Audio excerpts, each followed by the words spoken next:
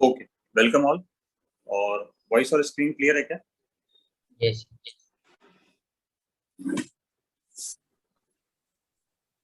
अब अपन point of view पे चलते हैं कि अपन ने जो पढ़ा उस पे क्वेश्चन कैसे आते हैं। अपना पहला पॉइंट है मल्टीपल डायरेक्टिव इन्फ्लुएंस।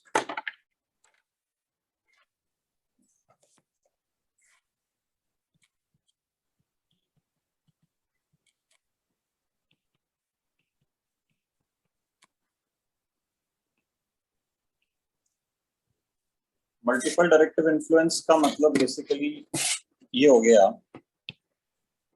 कि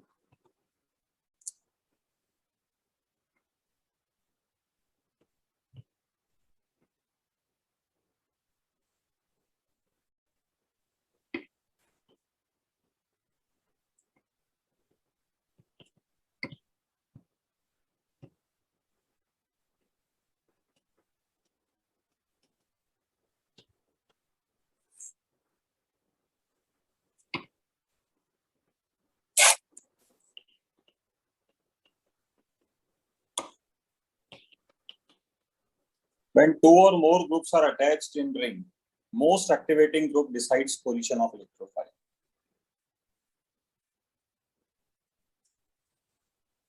तो पॉइंट ऑफ व्यू अपना कुछ यूं है,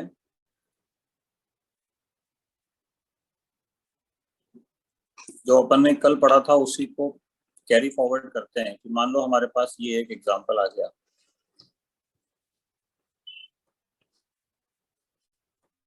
और हमने इसमें किसी भी इलेक्ट्रोफाइल की रिएक्शन ऑफर करवाई। होगा क्या, इन दोनों में से जो मोर एक्टिवेटिंग होगा उसके हिसाब से इलेक्ट्रोफाइल आता है। इतनी सी बात है। पिछली लेक्चर में कल भी अपन ने यही बात पढ़ी थी कि जो मोर एक्टिवेटिंग रिंग है उसमें इलेक्ट्रोफाइल आता है। आज more activating more electron releasing group जो है वो डिसाइड करेगा। तो OH और मिथाइल में से अपन जानते हैं कि इसका तो प्लस M लगेगा, इसका हाइपर कॉन्जुगेशन लगेगा। तो इन दोनों में से अपन ये कह सकते हैं कि प्लस M की वजह से ये इलेक्ट्रॉन यहाँ पंप करेगा और इलेक्ट्रॉन पंप करके और हम कह सकते हैं कि भाई ये अपने हिसाब से इलेक्ट्रॉन डायरेक्ट करेगा। तो इलेक्ट्रोफाइल इसकी ऑर्थो पोजीशन पे प्रोडक्ट बनाएगा। यहाँ पे एक बहुत कॉमन क्वेश्चन ओरिजिनेट होता है कि ये जो पोजीशन है जिसको मैं अब ब्लैक कलर से डॉट कर रहा हूँ, ये with respect two methyl Meta है, जबकि मिथाइल है ओपी डायरेक्टिंग।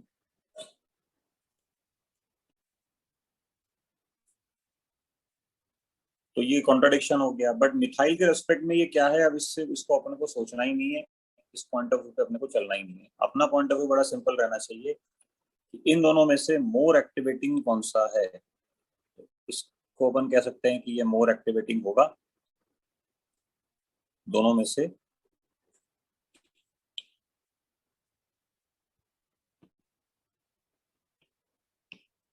और इसीलिए इसके हिसाब से ही रिएक्शन ऑफर होगी। यही चीज मैंने वहां पे लिखी है कि मल्टीपल मतलब बहुत सारे ग्रुप अगर हो तो डायरेक्टिव इन्फ्लुएंस कौन डिसाइड करेगा, वो स्टेटमेंट है व्हेन टू और more groups are in ring, most activated group will decide the position of electrophile.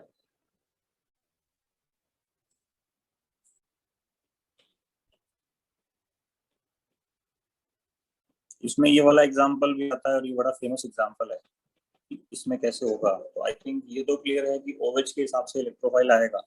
अब OH के हिसाब से 3 पोजीशन है, लेट्स से 1, 2 और 3। इन तीनों पोजीशन में अपन ये कह सकते हैं कि सेकंड वाली पोजीशन तो काफी कम हो जाएगी, क्योंकि ये सेकंड पोजीशन इन दोनों ग्रुप्स के बीच में आ गई।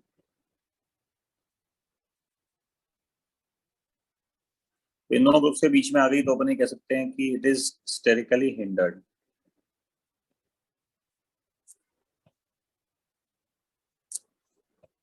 अब बच गया 1 और 3।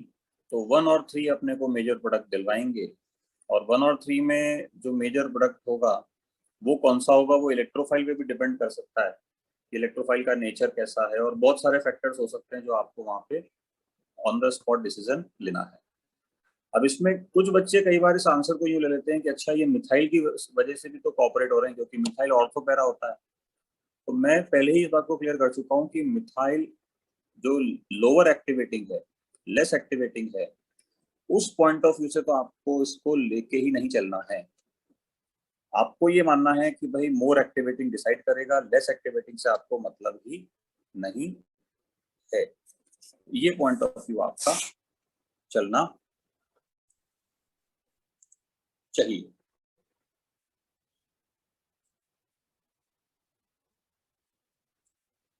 यहां तक किसी को डाउट है तो वो एक बार हाथ खड़ा कर ले।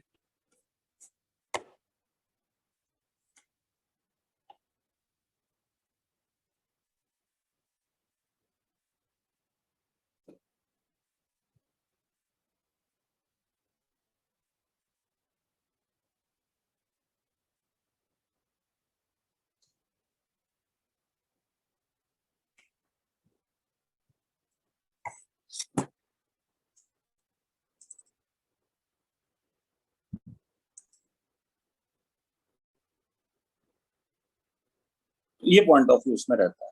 अब इसके अंदर काफी सारे एग्जांपल्स आते हैं। जैसे मान लो अपने पास ऐसी कोई स्थिति आ गई कि हमें ये देखना है कि इसमें इलेक्ट्रोफाइल कहाँ अटैक करेगा। ऐसी कोई स्थिति आ गई जिसमें हमें अगेन देखना है कि इलेक्ट्रोफाइल कहाँ अटैक करेगा। ये सारे बड़े नॉमिनल एग्जांपल्स हैं, बड़े इजी गोइंग एग्जांपल्स हैं, और आपको वही इजी गोइंग नेचर से इनको लेके चलना चाहिए, लेके चलना होता है।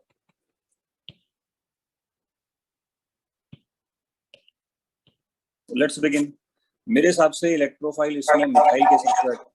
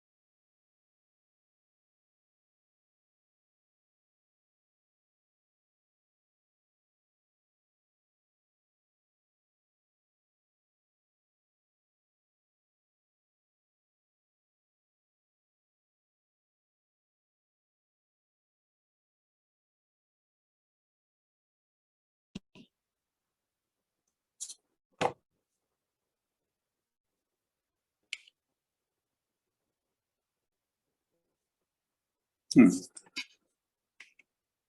वॉइस और स्क्रीन क्लियर है क्या? स्क्रीन शेयर नहीं है सर।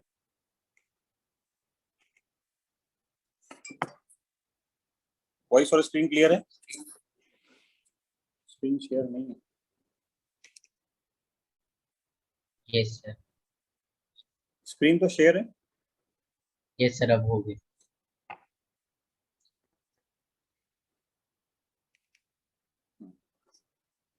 तो इस तरह के एग्जांपल्स को अपने को कैसे ऑपरेट करना होता है, उसका एक बड़ा सिंपल सा एग्जांपल है कि वापस से हमारे पास मोर एक्टिवेटिंग ग्रुप मिथाइल होगा, तो मिथाइल के हिसाब से अपन ऑपरेट करेंगे। तो मिथाइल के हिसाब से 1 और 2 पोजीशन है, क्योंकि ये वाली जो पोजीशन है इस पे तो ये ऑर्थो तो है मिथाइल के रेस्पेक्ट में, बट ये ब्लॉक है क्योंकि पहले से क्लोरीन लगा हुआ है, तो अपन इसमें तो कुछ कर नहीं सकते। तो अब 1 और 2 पोजीशन पे अपने को सेलेक्ट करना होता है। तो 1 और 2 इसमें दोनों प्रोडक्ट बन जाएंगे। मेजर डिपेंड करेगा कि इलेक्ट्रोफाइल कौन है, उस पर अपन इसको जनरली डील करते हैं कि इलेक्ट्रोफाइल जैसा होगा। मान लो इलेक्ट्रोफाइल बहुत बड़ा है, स्टेरिकली हिंडर्ड है वो खुद, तो वो 2 पे आएगा, छोटा है तो 1 पे आएगा। जनरल केसेस में आपको भी बता दूंगा। नेक्स्ट केस में भी क्लोरीन और NO2 में ज्यादा एक्टिवेटिंग कौन सा है, तो मेरे हिसाब से क्लोरीन एक्टिवेटिंग है, तो उसको ही अपन को लेना चाहिए। तो उसके हिसाब से वापस से अपने पास 1 पे आएगा, दैट इज कॉल्ड ऑर्थो। ये पोजीशन ब्लॉक है तो उस पर वैसे ही कोई पॉइंट नहीं बनता है, और ये अपने को समझ में आना चाहिए। तो बस ये एक ही पोजीशन हो गई, तो ये 1 पे आएगा। फ्लोरीन और CF3 के अंदर अगर अपन बात करें तो अगेन हम ये कह सकते हैं कि यहाँ पे ऑर्थो और पैरा पे आना चाहिए। फ्लोरीन के हिसाब से पैरा ब्लॉक है तो ऑर्थो पे आएगा, तो ये वाली पोजीशन को अपन डील करना चाहेंगे। ये 1 पोजीशन हो जाएगी, ठीक है। तो बस आप ये इलेक्ट्रोफाइल लगा के प्रोडक्ट बनाते रहिएगा, चीजें इस प्रकार से चलेंगी। अब इसके अंदर एक एक्सेप्शन आता है, तो बड़ा ही इंपॉर्टेंट एक्सेप्शन है। एक्सेप्शन ये है कि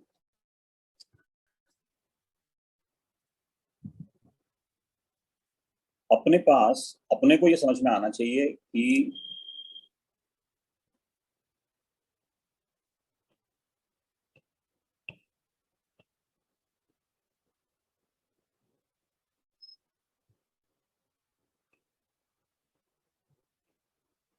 जब दोनों माइनस एम ग्रुप अटैच हो जाते हैं, when both minus m groups are attached, then more minus m group will decide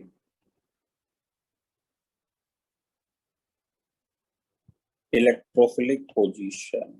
ये एक्सेप्शन इसमें देखने को मिलता है। तो 3, 4, 5, छठा ये एग्जांपल बड़ा इंटरेस्टिंग है। इसमें क्या होता है बच्चों कि जैसे मान लो एक NO2 लगा लिया अपन ने और एक CN लगा लिया, और इसकी रिएक्शन लेट्स से ब्रोमीन से करवा दी in the presence of Fe, तो इलेक्ट्रोफाइल जो डेवलप होगा वो Br+ होगा। अब जनरली बच्चे क्या सोचते हैं कि भाई इसका -m ज्यादा है मैक्स, अब इसका -m ज्यादा है तो इसी के हिसाब से इलेक्ट्रोफाइल आएगा। वो पॉइंट ऑफ व्यू वो लोग पुटअप कर लेते हैं कि इस एक्सेप्शन को देख के इसके हिसाब से इलेक्ट्रोफाइल अपन लगा देंगे। तो इसके हिसाब से मेटा पे आना चाहिए, क्योंकि ये मेटा डायरेक्टिंग है, ये प्रोडक्ट अपने को बनाना। बट इसमें मुख्य बात क्या है ये आपको समझ में आना चाहिए। मुख्य बात ये है कि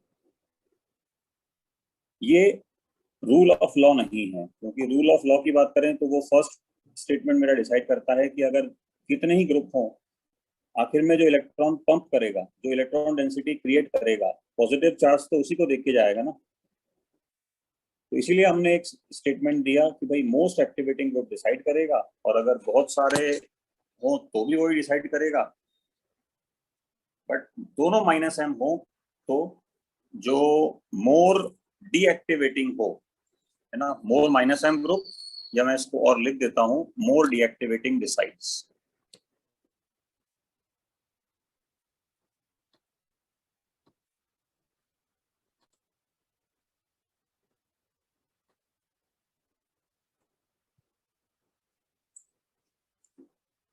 विल डिसाइड, है ना, ये होता है। अब ऐसा क्यों होता है, ये लॉजिकल है, मतलब मैं इसको एक्सेप्शन कैटेगरी में रखना नहीं चाहता, इट इज लॉजिकल। तो अगर कोई चाहे तो इसका लॉजिक बोल सकता है। मैं इसका एक्सप्लेनेशन आज नहीं दूंगा, आप इसको अगेन लेटर ऑन एक्सप्लेनेशन की लिस्ट में लिख लो, थोड़ी आप में मेच्योरिटी आएगी, मैं 2-3-4 लेक्चर बाद इसको समझाऊंगा। बट अभी अगर आप चाहें तो मुझे कुछ डिस्कस करना चाहें कि किसी बच्चे के दिमाग में आ रहा हो कि भाई अपन इसलिए ये एक्सेप्शन अप्लाई करते हैं, तो I can give you the chance.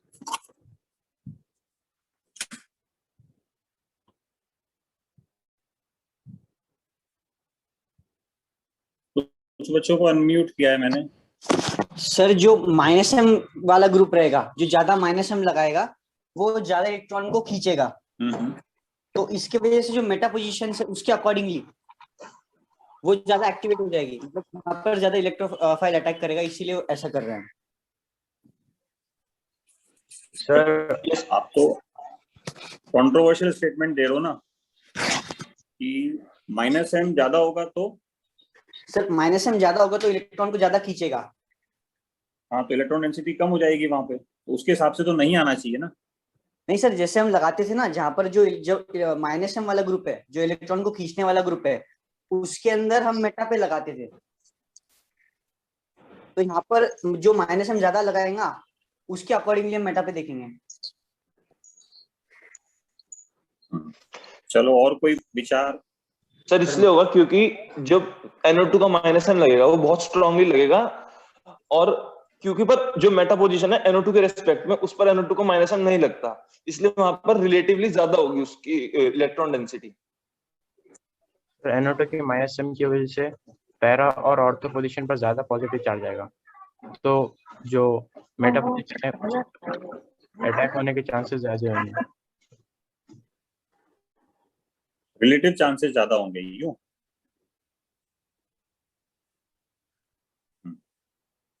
ठीक है। हाँ पुलक, बोलो क्या सोचते हो इस बारे में? सर जैसे NO2 है उसका -m सबसे ज्यादा लगेगा, तो फिर ऑर्थो पैरा पोजीशन पे बहुत ज्यादा पॉजिटिव चार्ज आ जाएगा, और जो CN है उसका -m थोड़ा कम लगेगा, तो फिर ऑर्थो पोजीशन पे इतना +m नहीं आ पाएगा, तो फिर जो इलेक्ट्रोफाइल होगा वो CN के ऑर्थो पे आना पसंद करेगा, क्योंकि वहां पे कम पॉजिटिव चार्ज है। रिलेटिव की वजह से ही हो रहा है ये रिलेटिव की वजह से ही आ रहा है।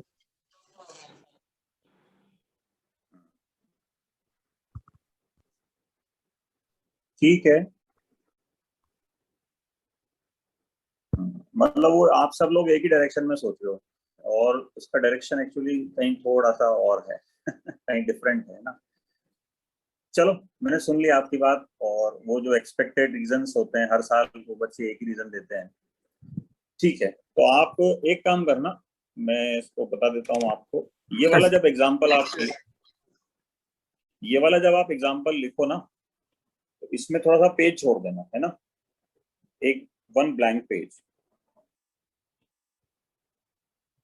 तो वो ब्लैंक पेज में आपको याद रहेगा कि हाँ मुझे सर से इसका रीजन पूछना है, मैं आपको अपना रीजन दूंगा, तो आपको समझ में आएगा कि अच्छा इसमें अपन कुछ और भी सोच सकते थे, वो आपको अच्छा लगेगा, उससे आपका सब्जेक्ट भी बढ़िया डेवलप होगा। चलो, सिग्मा कॉम्प्लेक्स स्टेबल हो सकते हैं। हाँ, सिग्मा कॉम्प्लेक्स का भी किसी ने बोला, मुझे अभी आवाज आई किसी की। सिग्मा कॉम्प्लेक्स का रीजन ही है इसका, वो हमने को बना के देखना पड़ेगा। भाई एक बार बताओ, अपने पास दो ही तो पोजीशन है, लेट्स से इसको x मान लो, इसको y, तो कुल मिला के अपन ये कह रहे हैं कि y पे प्रोडक्ट ज्यादा बनेगा, x पे कम बनेगा। The reason lies in the stability of the sigma complex. Okay, let's move forward. Rough में आप करके देखना, आपको समझ में आएगा, बहुत अच्छा लगेगा, नहीं आएगा तो मैं समझाऊंगा, है ना। चलो, तो इस प्रकार के क्वेश्चन जब इसमें बनते हैं तो अपने को ये समझ में आ जाता है कि बहुत सारे ग्रुप हों तो घबराना नहीं है, और अपने को सिस्टमैटिकली काम करना है, और मोस्ट एक्टिवेटिंग ग्रुप के हिसाब से इलेक्ट्रोफाइल को पकड़ा देना है। इसमें एक बहुत बढ़िया एग्जांपल ओलंपियाड में आ चुका है, 7वें नंबर पे मैं उसको लिख के देता हूँ कि मान लो इन दोनों के बीच में क्वेश्चन आ जाता है कि भाई इसमें अपन कैसे करेंगे, इलेक्ट्रोफाइल कहाँ अटैक करेंगे। तो अपना पॉइंट ऑफ व्यू ये रहता है कि भाई इलेक्ट्रोफाइल इन दोनों में से जो मोर एक्टिवेटिंग होगा उसके हिसाब से आएगा। तो लेट्स से इस पोजीशन को x बोल दो, इसको y, क्योंकि दो ही पोजीशन बची हुई है। तो कितने बच्चे y के पक्ष में हैं वो एक बार हाथ खड़ा करें। पहले y वाले एक बार हाथ खड़ा करें, कितने बच्चे y के पक्ष में हैं।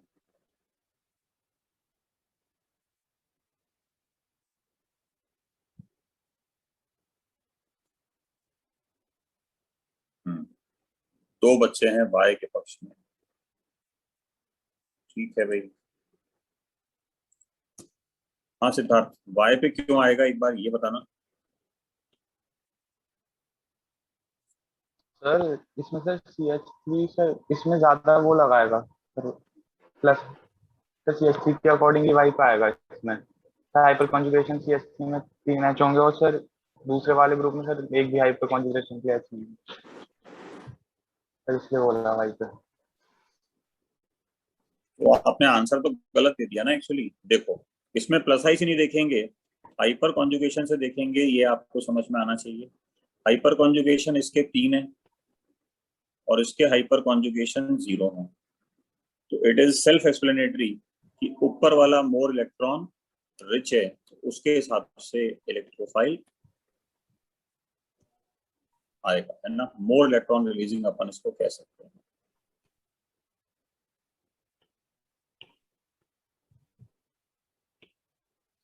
अब आप ये सोच लो फटाफट से कि भाई मोर इलेक्ट्रॉन रिलीजिंग है तो एक्स पे जाएगा या वाई पे जाएगा। तो मिथाइल ऑर्थोपैरा एटम होता है पैरा ब्लॉक है पहले से, तो एक्स पे जाएगा, इसीलिए एक्स इज ग्रेटर देन। तो ऐसे सिंपल सिंपल क्वेश्चंस कई बार बनते हैं और ये कंसेप्चुअल क्वेश्चंस होते हैं। अब मैं आता हूँ कंसेप्चुअल से कुछ ज्यादा पे, ठीक है।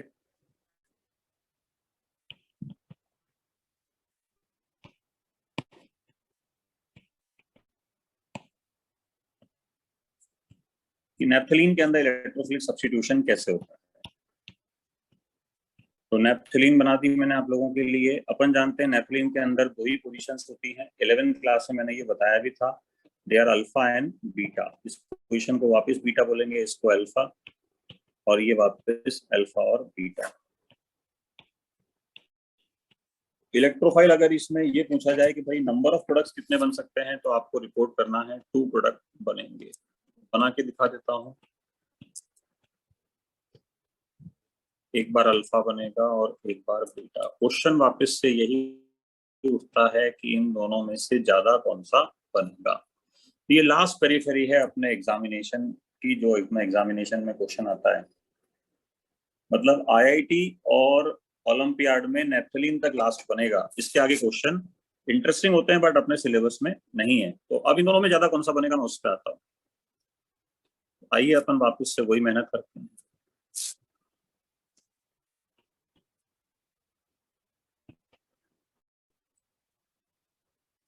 इलेक्ट्रोफाइल जब इस पे अटैक करेगा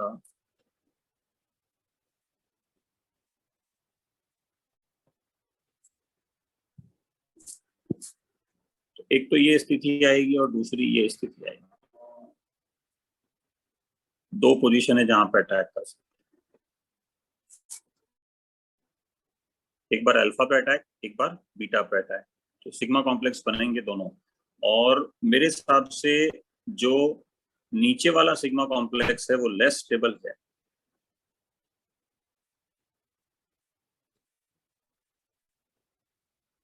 ऊपर वाला सिग्मा कॉम्प्लेक्स मोर स्टेबल है।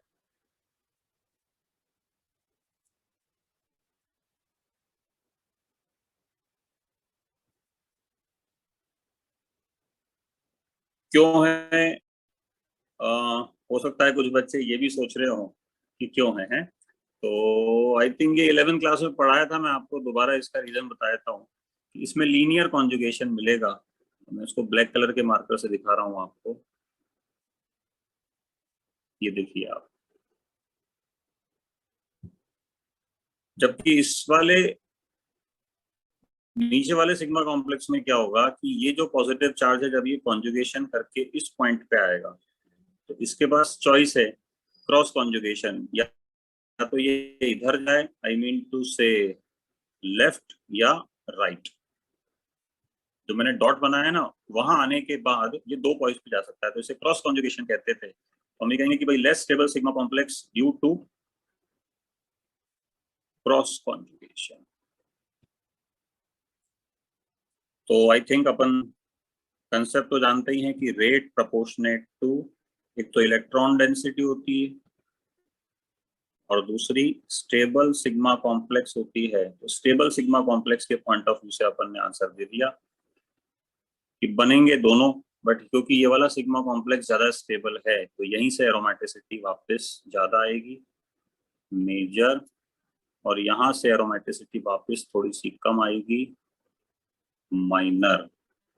अगर अपन इस पॉइंट ऑफ व्यू को रखें तो आपको ये समझ में आ गया होगा कि अल्फा और बीटा में से अल्फा पोजीशन की रिएक्टिविटी ज्यादा होती है। तो करीब 3 बार आईआईटी में इस पे डायरेक्ट सवाल आ चुका है। तो नैप्थलीन जब भी देखो, अल्फा और बीटा में कोई सिलेक्शन नहीं करना है, सिंपल अल्फा वाले को ज्यादा देके आंसर दे देना है।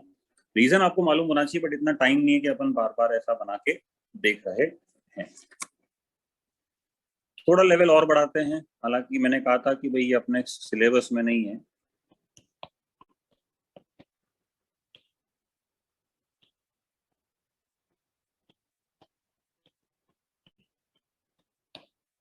बट ठीक है, ओलंपियाड के जंक्शन पे मानते हैं इसको, तो पढ़ते तो है ही सही कि भाई इसमें इलेक्ट्रोफाइल कहाँ कहाँ आएगा। तो पहले तो भाई नंबर ऑफ प्रोडक्ट्स मैं आपको रिपोर्ट करवा देता हूँ।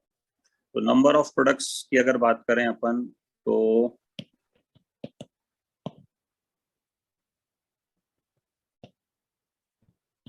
मेरे हिसाब से इसको अपन P मान लेते हैं, इसको Q मान लेते हैं और इसको R मान लेते हैं।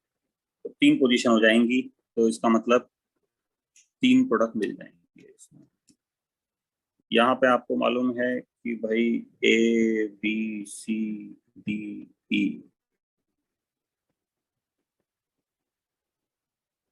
5 प्रोडक्ट बन जाएंगे अपने पास। अब मुख्य बात आती है कि भाई इसमें मेजर प्रोडक्ट कैसे डिसाइड करें। तो मेजर प्रोडक्ट का डिसीजन तो बिल्कुल उसी तरीके से होगा कि अपने को ये देखना पड़ेगा कि क्या हो रहा है, कैसे हो रहा है एंड ऑल दैट। तो मेरा ये कहना है कि आप इस तरह की रिंग्स के अंदर एक चीज हमेशा याद रखना, ये 11th क्लास में मैंने शेयर भी की थी आप लोगों को, है ना, क्लास में शेयर की थी कि इस तरह की रिंग्स में होता क्या है कि जो बीच वाली रिंग है ना वो हमेशा इलेक्ट्रॉन डेंस होती है। मैं इसको आपको लिख देता हूं, in fused ring system, I mean two से एरोमेटिक सिस्टम। वैसे तो ये बटन अंडरस्टूड है, बट फिर भी लिखित में दे रहा हूं इसलिए पूरा ढंग से लिख रहा हूं कि aromatic system, middle rings are generally more electron dense. तो बस अगर बीच वाली रिंग में इलेक्ट्रॉन डेंसिटी ज्यादा है, मेजर प्रोडक्ट की बात करें तो मेजर प्रोडक्ट के लिए आप कह सकते हो कि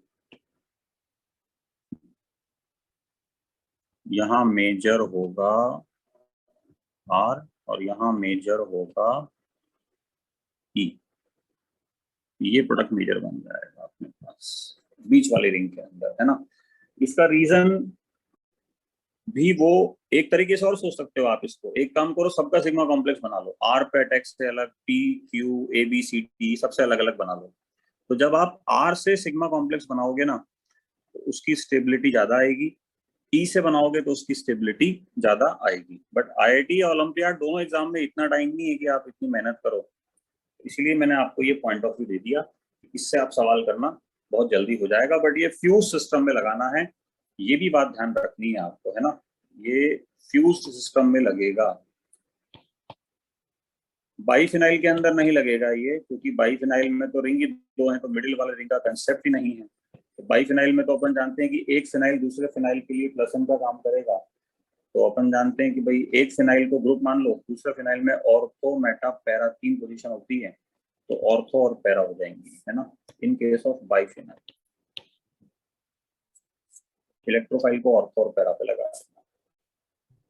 लास्ट केस जो बनता है इसके अंदर, जिसमें कई बार बच्चे कंफ्यूजन क्रिएट कर देते हैं, इसमें पूछ लेते हैं कि भाई कहाँ अटैक करेगा, तो पोजीशन बता देता हूँ मैं। लेट्स से 1 2 3 4 4 पोजीशन है। इलेक्ट्रोफाइल कहाँ अटैक करेगा अगर ये देखना है तो मेरे हिसाब से अपने को इसमें 4th पोजीशन इसकी बेस्ट मानी जाती है। 4th पोजीशन पे अपने को इसको प्रोडक्ट बनाना होता है। अब इसमें बच्चे बोलेंगे सर वो बीच वाली रिंग में क्यों नहीं लगाया आपने? एक्चुअली वो फ्यूज सिस्टम का कंसेप्ट होता है, इसमें तो 4th पे ही अपन इसको लगाते हैं। तो ये जितने भी तरह के क्वेश्चंस इसमें बन सकते थे ना, ये पहला कंसेप्ट अपन ने क्लियर किया कि भाई कैसे क्वेश्चंस बन सकते हैं, क्या हो सकता है। All these things are been concluded. भाई इसमें क्वेश्चंस क्या आएंगे, कैसा होगा, वो सारी चीजें अपन इसमें बना चुके हैं। अब अपन लेक्चर को किसी दूसरी तरफ मोड़ते हैं, और वो जो दूसरी तरफ का पॉइंट ऑफ व्यू है दैट इज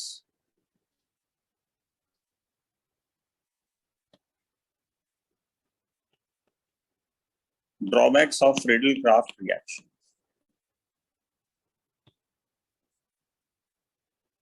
कि भाई फ्रीडल-क्राफ्ट के क्या क्या ड्रॉबैक हैं।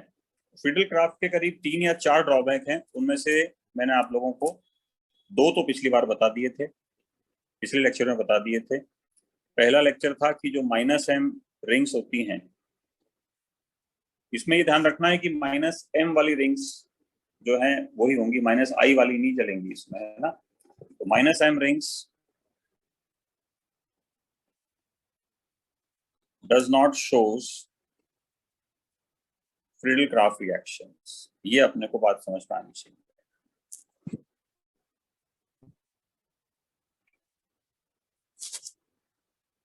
सेकंड पॉइंट अपन ने कल ये पढ़ा था कि भाई एनिलीन डज नॉट शोज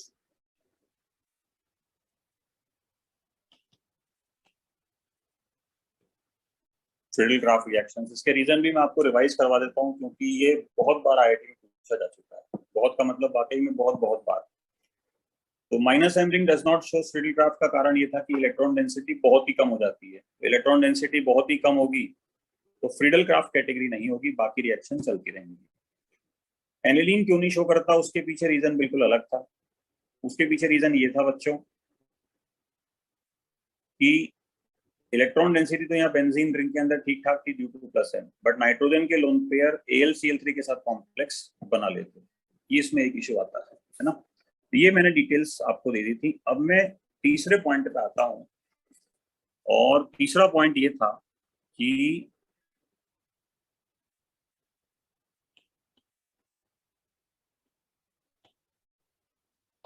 वो सिर्फ फ्रीडल-क्राफ्ट एल्काइलेशन के लिए है, FC एल्काइलेशन। दैट मींस वो एसाइलेशन के लिए नहीं है। एक एक चीज को बहुत सावधानी से सुनते चलना और लेते हुए चलना, क्योंकि एक एक चीज बड़ी इंपॉर्टेंट है यहाँ पे।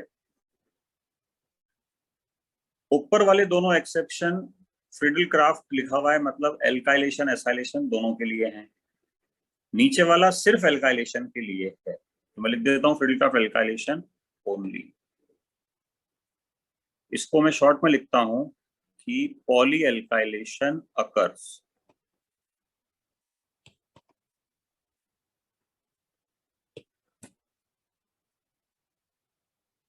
क्या होता है उस पे आते हैं। मान लो आपके सामने एक सिंपल सा रिएक्शन आता है,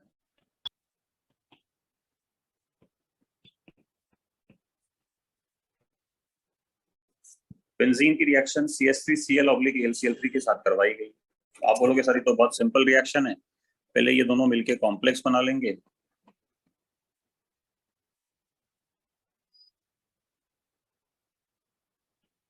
इन दोनों में काम का स्पीशी है CH3+, CH3+ को बेंजीन पे लगा लो, ये प्रोडक्ट बन जाएगा। एक्चुअली क्या होता है कि ये प्रोडक्ट जो है वो एक मिथाइल लगाने के बाद बनता तो है ही, फिर दूसरा मिथाइल भी लगा लेता है, फिर तीसरा मिथाइल भी लगा लेता है।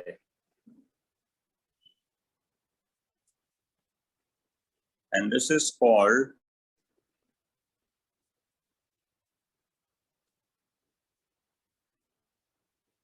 पॉली पॉली का मतलब बहुत सारा, तो आप देखो बहुत सारे मिथाइल लग गए, पॉली एल्काइलेशन प्रोडक्ट। कुछ बच्चे कहेंगे सर फर्दर हो सकती है क्या? हाँ फर्दर हो सकती है, आप इसमें यहां तक जा सकते हो भाई, 6 पोजीशन है।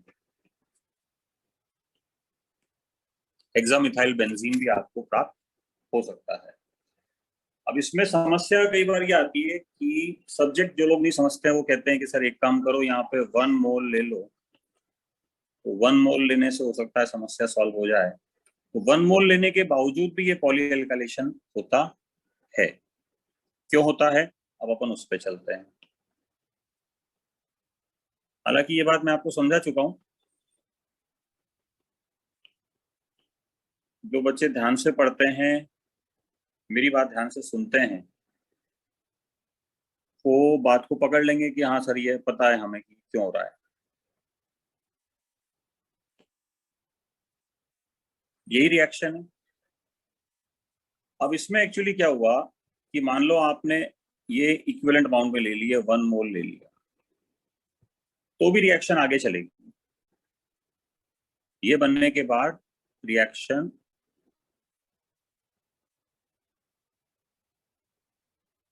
एक एल्काइलेशन और आ जाएगा, एक मिथाइल ग्रुप और आ जाएगा, तो this is called poly alkylation, है ना। जरूरी नहीं है ये मेटा पे ही आए, ऑर्थो पे भी आ सकता है, पैरा पे भी आ सकता है। अगर ये पूछा जाए कि भाई डाई मिथाइल प्रोडक्ट कितने बनेंगे, तो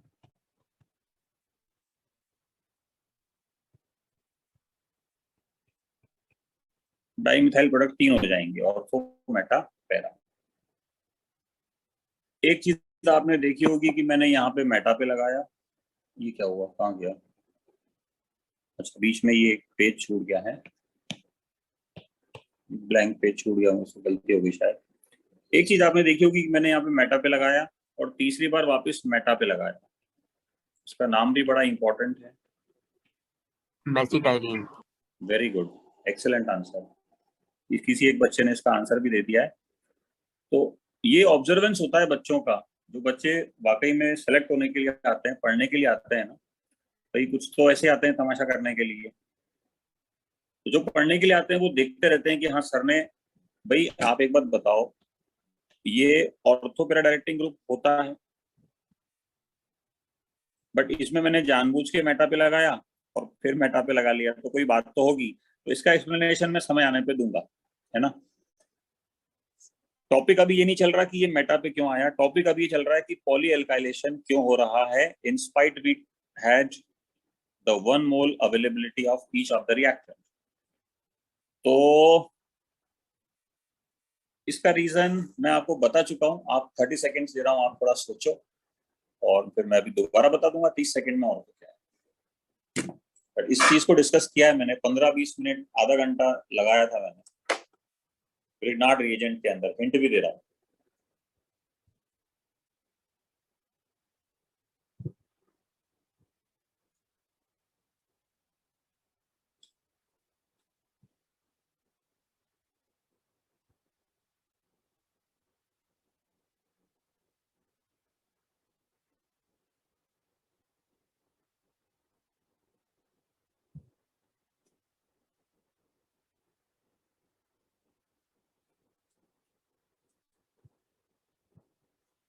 चलो, तो आई थिंक इतना टाइम काफी है। पूछ लेता हूँ एक बार मैं बच्चों से, देखें बच्चों को कुछ आता है या नहीं आता है। अरे वेरी गुड, बच्चों ने हैंड तो रेस किए हैं, इतना ही काफी है मेरे लिए। चलो एक बार सुहानी से पूछते हैं, बोलो भाई क्या समझ में आता है। सर क्योंकि जब 1 मोल रिएक्ट करेगा तब पूरा एक साथ रिएक्ट नहीं करता है, थोड़ा थोड़ा करके करता है। तो फर्स्ट टाइम जब रिएक्ट करेगा तो मतलब पहला वाले पोजीशन पे लगेगा, तो फिर से रिएक्शन होगी। मतलब 1 मोल एक साथ रिएक्ट नहीं करता है, थोड़ा थोड़ा करके करता है, रिएक्शन स्लोली होता है। मतलब सर कोलिजन थ्योरी। हाँ, कोलिजन थ्योरी। कोलिजन थ्योरी से होगा। तो एक्चुअली क्या है, एक समय ऐसा आएगा, बहुत बढ़िया, आई थिंक मतलब इसको समझ में तो आ गया, इसने बोलने की कोशिश भी की है, 50% बोल भी दिया। पूरी बात मैं बोल देता हूँ। एक्चुअली क्या होगा, पूरी रिएक्शन तो एक साथ होगी नहीं, ऐसा नहीं है कि भाई ये 100% प्रोडक्ट बन ही जाएगा। एक समय ऐसा आएगा जब अपन इसको यूं लें कि कुछ रिएक्टेंट बचेंगे और कुछ प्रोडक्ट बन जाएंगे, है ना। तो लेट से अपन ही लेते हैं कि भाई आधा ये बन गया और आधा ये बच गया। तो 1 मोल में से ये हाफ मोल बन गया और ये हाफ मोल और हाफ मोल बच गए। तो अब आप ये देखिए कि ये जो मॉलिक्यूल है जिसको टोलुइन कहते हैं, मैं नाम भी लिख रहा हूं, ये ज्यादा रिएक्टिव है या बेंजीन ज्यादा रिएक्टिव है? क्या लगता है? टोलुइन ज्यादा रिएक्टिव है क्योंकि उसमें मिथाइल का प्लस ही लग रहा है। अब रिएक्टिव भी शब्द यूज नहीं करूंगा, मैं एक ऐसा शब्द यूज करता हूं जो आपको मैंने कल के लेक्चर में पढ़ाया था, इट इज एक्टिवेटेड। अब अगर ये एक्टिवेटेड है तो आप मुझे ये बताओ कि भाई CH3Cl और AlCl3 जब नया इलेक्ट्रोफाइल बनाएगा,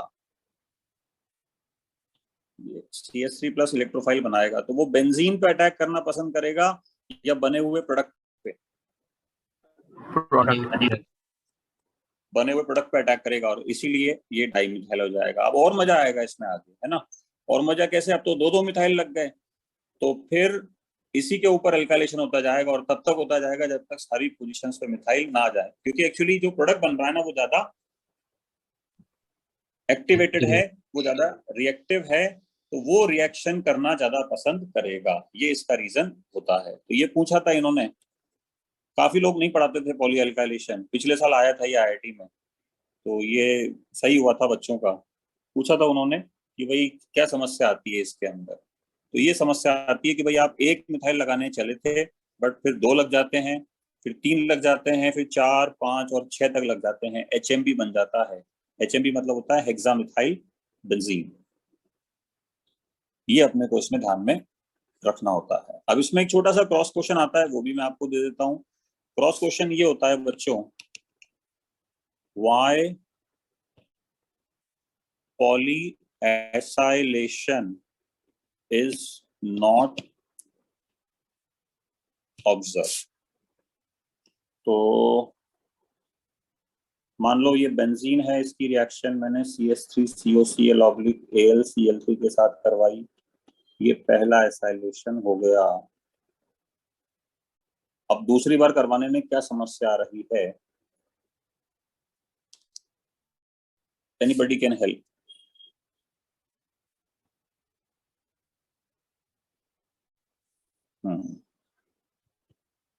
बोलो भाई।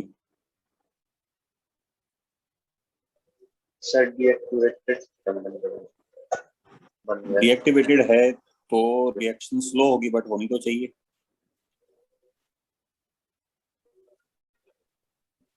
माइनर प्रोडक्ट बन जाएगा ना। आर्यन अनम्यूट किया है मैंने।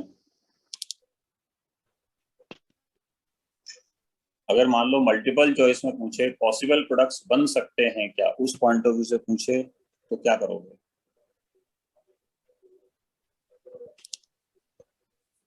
रिस्पॉन्स नहीं आ रहा है। बेंजीन के रहते हुए नहीं चलेगा। हाँ वरदान बोलो।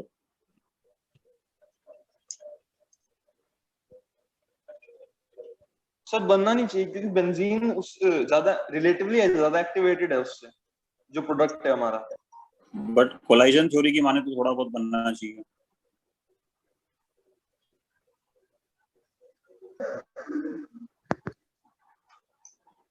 सर वो पहले से ही SI ग्रुप की वजह से डीएक्टिवेट हो गई, अगर एक और SI ग्रुप आ गया तो और ज्यादा डीएक्टिवेट हो जाएगी, तो वो होएगा ही नहीं।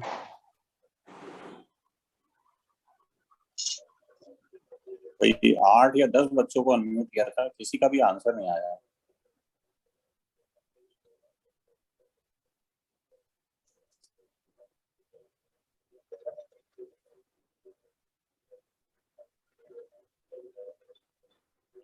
अनम्यूट का ऑप्शन दे रहा हूँ, कोई भी बच्चा बोलना चाहे तो।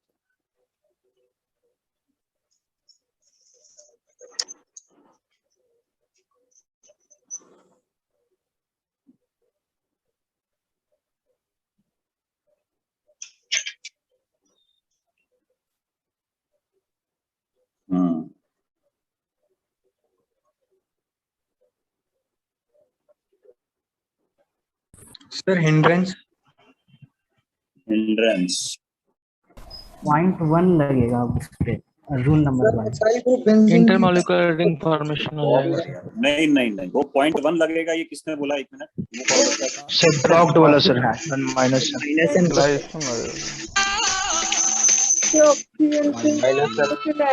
ग्रुप पे ब्लॉक होता है। -0.1 लगेगा, ये एक बच्चे ने बोला। वो एक बार चाहे तो मुझे मैसेज कर देना, मुझे मैसेज ड्रॉप कर देना व्हाट्सएप पे। बहुत बढ़िया उसने आंसर दिया। एक बच्चे ने तो गाना ही चलाना शुरू कर दिया यार, मतलब लिटरल बहुत ज्यादा अपने को सोचना पड़ेगा। कि मैं फिर भी बोल रहा हूँ कि अगर आप सीरियस नहीं है ना आईआईटी की तैयारी के लिए, तो आप कहीं भी पढ़ लीजिए, there are many teachers available. कहीं भी पढ़ लीजिए, कैसे भी पढ़ लीजिए, और कुछ भी कर लीजिए आप। मैं आपको क्लियर कह रहा हूँ कि कोई जरूरत नहीं है कि आप मेरी मीटिंग में आए और टाइम पास करें, क्योंकि क्या है, मैं बहुत प्रोफेशनल टीचर अभी तक नहीं हूँ। बहुत ज़्यादा तड़क भड़क और वो चीज़ें नहीं आती हैं। आप सिर्फ पढ़ाई करने यहाँ पे आए, और पढ़ाई करने की इच्छा हो तो ही आए।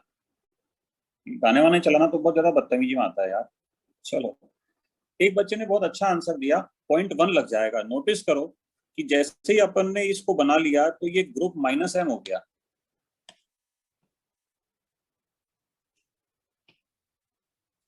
अब जब ये ग्रुप -m हो गया तो अपन को क्या समझ में आना चाहिए?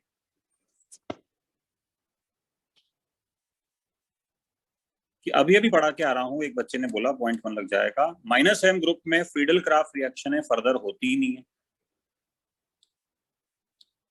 तो ये इसलिए फर्दर रिएक्शन संभव नहीं होगी। तो मैं इसको रेड पेन से बिल्कुल काट रहा हूं, नॉट फाउंड लिखेंगे। अब लॉजिक का लेवल समझ में आया सभी को? यस और नो?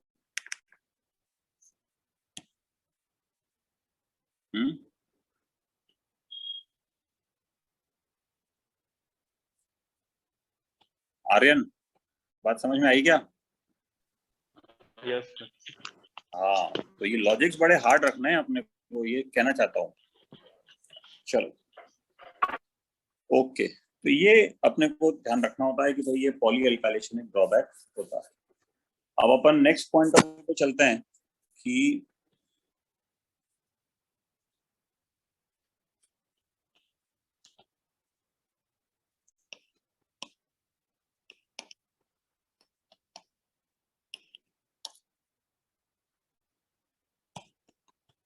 एक नया इफेक्ट यहाँ पे आ जाता है, and this is primary kinetic isotopic effect.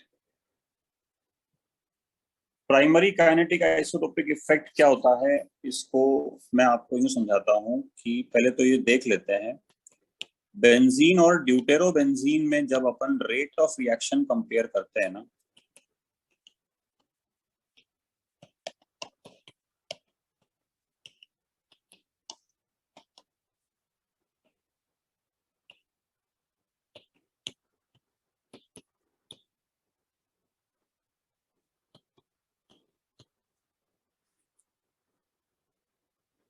तो ऐसा देखा जाता है कि यहाँ पे एक फैक्ट काम में आता है। ठीक है, वो फैक्ट क्या है पहले वो शेयर कर लेता हूं मैं आप लोगों से। वो फैक्ट है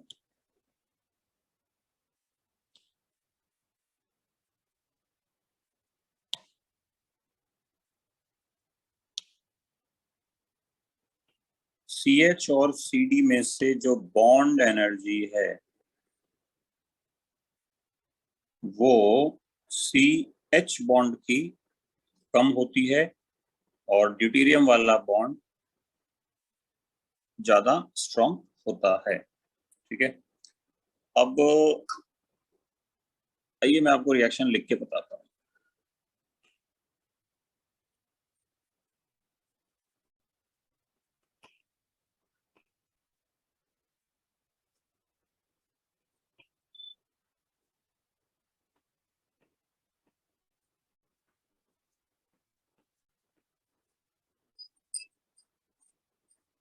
मैकेनिज्म नया तो नहीं लग रहा होगा आपको, लग रहा होगा कि हाँ बिल्कुल देखा हुआ है। फर्स्ट लेक्चर में ही ये मैकेनिज्म मैंने आपको बता दिया था, and now we are going for the same mechanism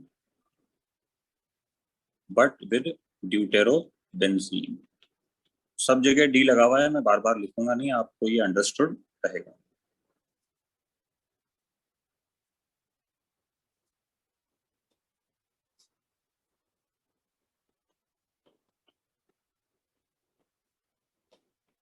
ये सिग्मा कॉम्प्लेक्स बनेगा,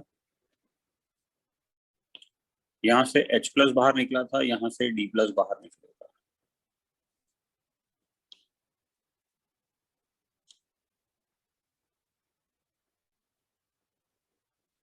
So we'll be getting this much of product. अब जाहिर सी बात है कि भाई यहाँ पे H का बॉन्ड टूट रहा है और यहाँ पे D का बॉन्ड टूट रहा है, तो क्या लगता है कौन सा बॉन्ड जल्दी टूटेगा, कौन सा बॉन्ड धीरे टूटेगा, या शॉर्ट में पूछूं तो कौन सी रिएक्शन फास्ट होगी? C6 इसको अपन बोल सकते हैं कि ये है KH। KH का मतलब reaction constant for hydrogen,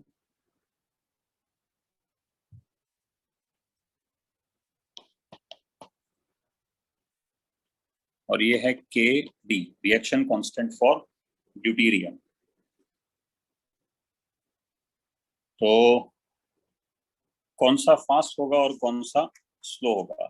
this seems to be the question here right now. तो ठीक है, कुछ बच्चों ने हैंड रेज किया।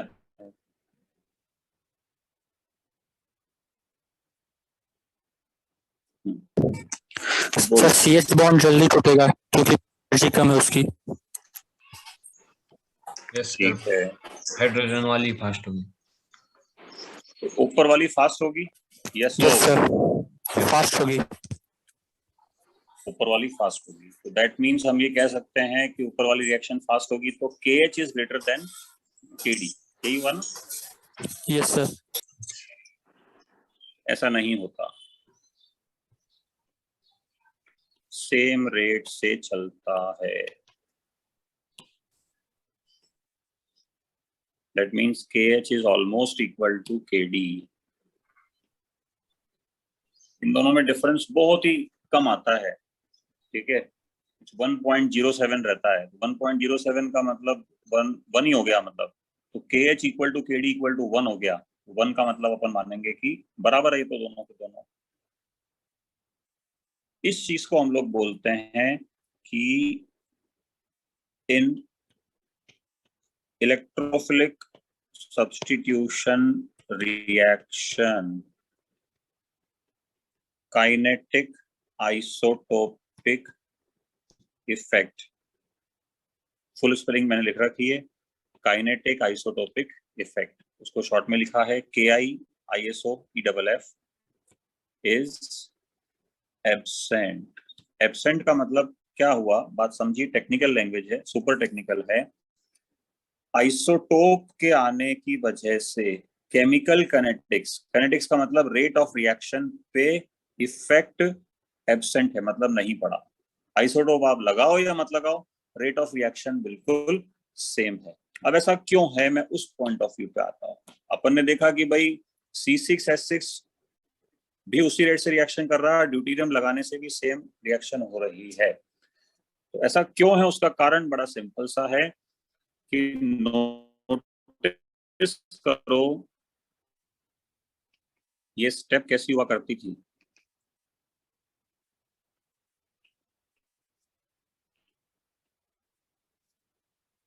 फास्ट, माना कि ड्यूटेरियम वाला बॉन्ड स्ट्रॉन्ग है, ये देखो मैंने खुद ने इसको डार्क कर दिया ये बताने के लिए कि स्ट्रॉन्ग बॉन्ड है, लिख भी देता हूं,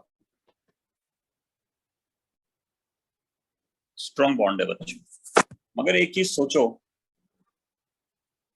मैंने आपको केमिकल काइनेटिक्स जब शुरुआत में पढ़ाई थी कुछ आधे लेक्चर में, उसमें बताया था कि RDS जो होती है वो बड़ी इंपॉर्टेंट होती है, RDS मेन स्टेप होती है। फास्ट स्टेप में क्या हो रहा है हमें उससे मतलब नहीं है। कार्बन ड्यूटेरियम का बॉन्ड स्ट्रॉन्ग जरूर है बट वो टूट रहा है फास्ट स्टेप में, इसलिए हमारे काम का नहीं है। स्लो स्टेप में ऐसा कुछ हो नहीं रहा, स्लो स्टेप में तो इलेक्ट्रोफाइल आके जुड़ ही रहा है, एडिशन रिएक्शन में ज्यादा फर्क पड़ेगा नहीं। इसीलिए हम कहेंगे कि कोई बॉन्ड धीरे टूटे, कोई बॉन्ड फास्ट टूटे, अगर वो आरडीएस में नहीं टूट रहा तो हमारी रेट ऑफ रिएक्शन पे फर्क नहीं आएगा और इसीलिए final rate of reaction almost same हो जाएगी। ये अपने को ध्यान में रखना है।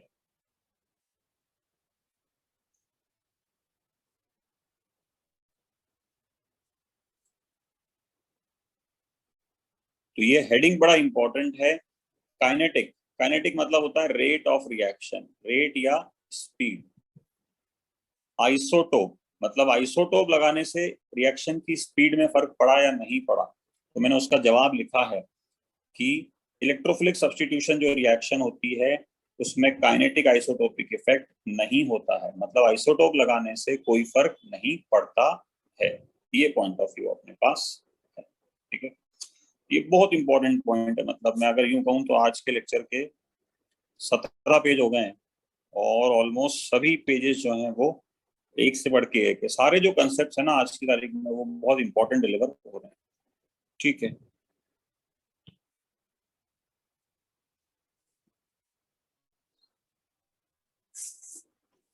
नेक्स्ट पॉइंट भी बड़ा इंपॉर्टेंट है एक्चुअली। नेक्स्ट पॉइंट को भी अपन स्किप तो नहीं कर सकते, तो मैं नेक्स्ट पॉइंट पे चलता हूं।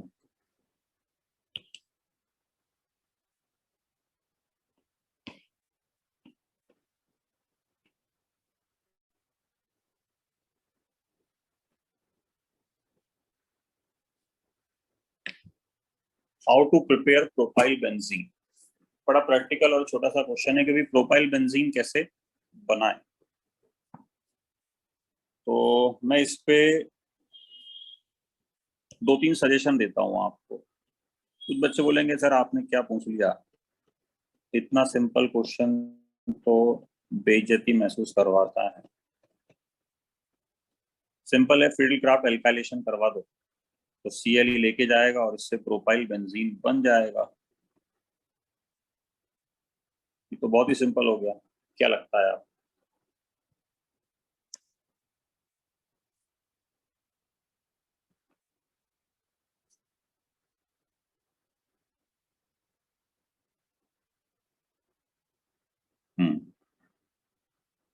सही या गलत? रामांश से पूछते हैं, बोलो भाई रामांश। सर पॉली एल्काइलेशन हो जाएगा। बट पॉली एल्काइलेशन हो जाएगा तो ये बन भी तो जाएगा। बट मान लो सर माइनर प्रोडक्ट बनता है, 20% बने 30% बने, बट बनेगा तो सही। सर नेग्लिजिबल बनेगा, मतलब ज्यादा। समस्या यहाँ नहीं है, कुछ और मैं सुनना चाहता था वो आपने कहा नहीं। एक चांस और दे रहा हूँ, आप ही सोचो। You are good student, you can think it.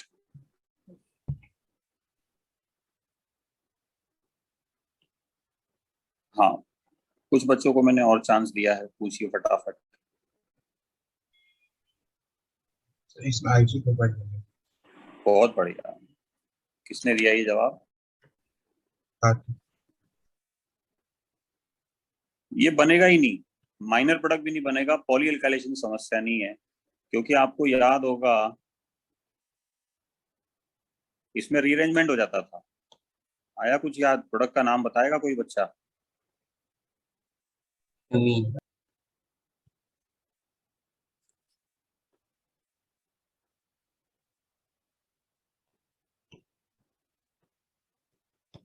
जो आप कह रहे हो ना पॉली एल्काइलेशन, वो अब होगा, क्यूमीन के अंदर से होगा, मतलब वो प्रोडक्ट तो बनेगा ही नहीं, उसको तो भूल ही जाओ। तो अब क्वेश्चन आपको समझ में आ गया होगा कि भाई प्रोपाइल बेंजीन कैसे बनाएं, आखिर में प्रोपाइल बेंजीन को हम कैसे प्रिपेयर करें। तो पहला आंसर तो यही है कि भाई direct alkylation is not possible.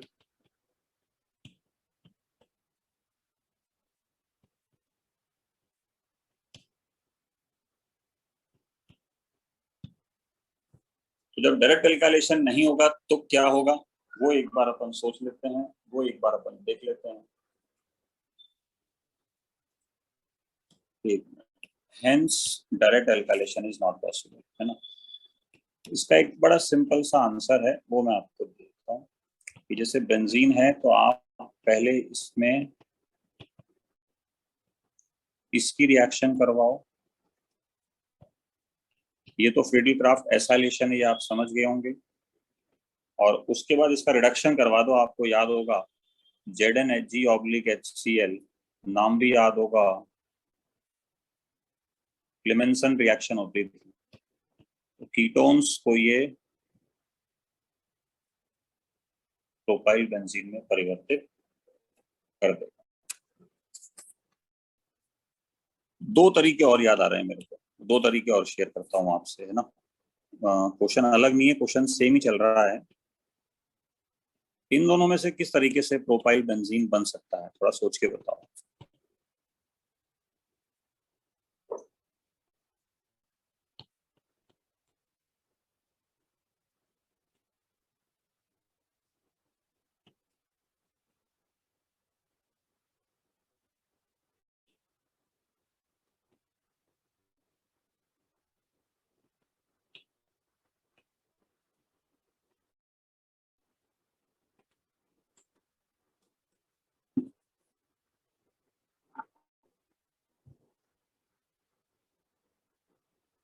Make it fast.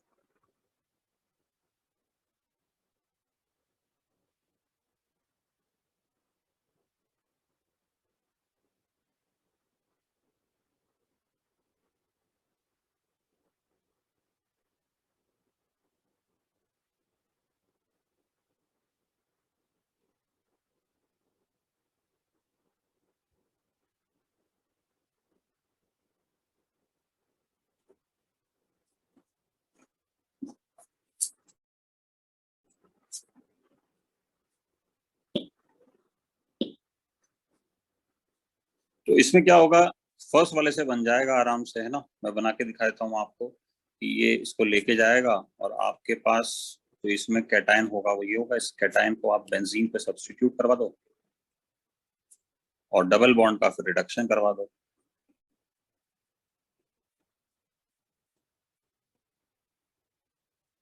तो ये बन गया अपने पास, है ना। अब अगर अपन बात करें कि भाई नीचे क्या समस्या आ रही थी, तो नीचे ये समस्या आ रही थी कि भाई Cl जैसे ही इसको लेके जाएगा कैटायन ये बनेगा, तो इस कैटायन का नाम विनाइल होता है। और मैंने अपना जो एक आपको लेक्चर दिखाया था उसके अंदर बहुत क्लियर था कि विनाइल कैटायन या फिनाइल कैटायन नॉट पॉसिबल। तो जब ये नहीं बनेगा तो रिएक्शन भी नहीं होगी, हाइड्रोजन निकल भी कुछ भी काम नहीं कर पाएगा, क्योंकि 1 नंबर का मतलब पहले रिएक्शन हो जाए फिर उसके बाद हाइड्रोजन निकल डाला, तो यहाँ से नहीं बनेगा। तो कुल मिला के ये अच्छा क्वेश्चन बन गया जो IIT एडवांस में इस तरह के क्वेश्चन आते हैं कि भाई how to prepare propyl benzene. तो इसके 4 ऑप्शन हो सकते हैं। 4 ऑप्शन में इसको अपन मान लेते हैं कि भाई ये P है,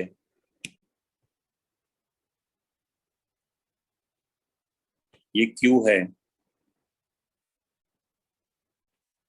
ये R है और ये S है। तो किस किस से बनेगा उसका आंसर है आई थिंक P और R से बन जाएगा इसमें, है ना। क्योंकि R वाले में हाइड्रो कैटायन एलाइल बन रहा है, स्टेबल होता है ना ये cation. Q and R sir. क्या हुआ? शायद Q था वो। Q, हाँ Q से बन रहा है ना, ये देखो ना आप, प्रोपाइल बेंजीन। सर वहाँ पे आप P लिख दिए। अच्छा अच्छा, सॉरी, वो तो हाँ मेरी गलती है। Q और R से बन जाएगा।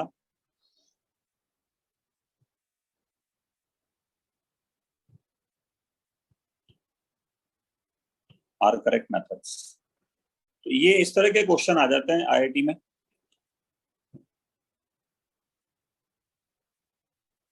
तो ये चीजें अपने को समझ में आनी चाहिए कि भाई क्वेश्चंस ऐसे आते हैं, ये अपने को समझना चाहिए, ठीक है। यहां तक किसी को डाउट हो तो एक बार हाथ खड़ा करके पूछ लो, आई कैन हेल्प। साइक्लोप्रोपेन के साथ भी तो बन जाएगा, हाँ बहुत बढ़िया भाई, बहुत ही बढ़िया। एक बच्चे का अच्छा सजेशन आया यार, बहुत ही बढ़िया। वो मैंने लेक्चर में दिया था एक बार, साइक्लोप्रोपेन बना लेगा, है ना। तुमने इतनी जल्दी नाम भी चेंज कर लिया क्या यार, गुड। क्या नाम है तुम्हारा? सर रोहित। रोहित ने एक अच्छा सजेशन दिया है, बहुत ही अच्छा सजेशन। तो उसको भी समझ गए होंगे वैसे आप। मैं यहाँ पे लिख देता हूँ छोटा सा। बेंजीन की रिएक्शन अगर साइक्लोप्रोपेन से करवाएं इन द प्रेजेंस ऑफ AlCl3, तो इसमें भी रीअरेंजमेंट नहीं होता था, ये ट्रांजिशन स्टेट से होती थी और इसमें प्रोपाइल बेंजीन ही मिलता था मेजर प्रोडक्ट। गुड, इसमें रीअरेंजमेंट नहीं होगा, है ना रोहित, याद आ गया ये? गुड, ठीक है। अब जिस बच्चे को डाउट पूछना है वो एक बार पूछ लो फटाफट। कौन कौन है ये? पेज 10 पे R और E में से कैसे कंपेयर करेंगे, वो कर रहे हैं अभी, है ना। पेज 10 पे से वो शायद ऑर्थो पैरा का आपका डिस्कशन होगा, वो मैं करवा रहा हूँ। रामांश कुछ पूछना चाहता है, पूछो भाई। गलती से खड़ा रह गया। सुधांशु पूछो। सर जो प्रोपाइल बेंजीन सर वो पहले मेथड में बनाए थे सर, वो एक बार बता दीजिए सर।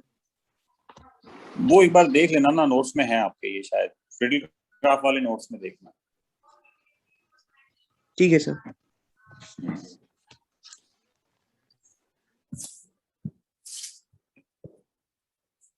तो ये चीज है भाई, ठीक है।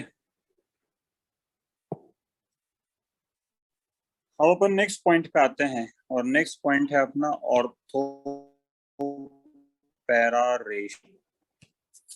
ऑर्थो पैरा रेशो कैसे इस चीज को डिफाइन करता है, मैं उससे आता हूँ भाई। जैसे ये फिनॉल का मॉलिक्यूल है, अब अपन जानते हैं कि इसमें यहाँ नेगेटिव चार्ज होता है, और negative charge due to plus M at ortho and para, negative charge due to plus M at ortho and para is equal. इस बात से सहमत होंगे आप, क्योंकि अपन ने पढ़ा है कि प्लस एम इज डिस्टेंस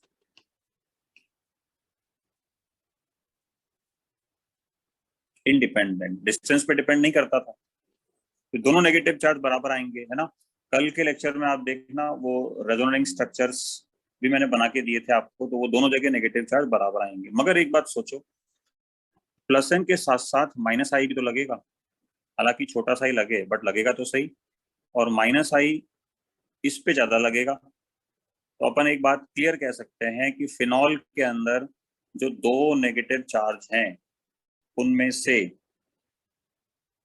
ये वाला नेगेटिव चार्ज थोड़ा कम है और ये वाला नेगेटिव चार्ज उसके रेस्पेक्ट में नीचे वाला ज्यादा है, जिसको मैंने अब ब्लैक कलर से गोला किया है, ये नेगेटिव चार्ज है।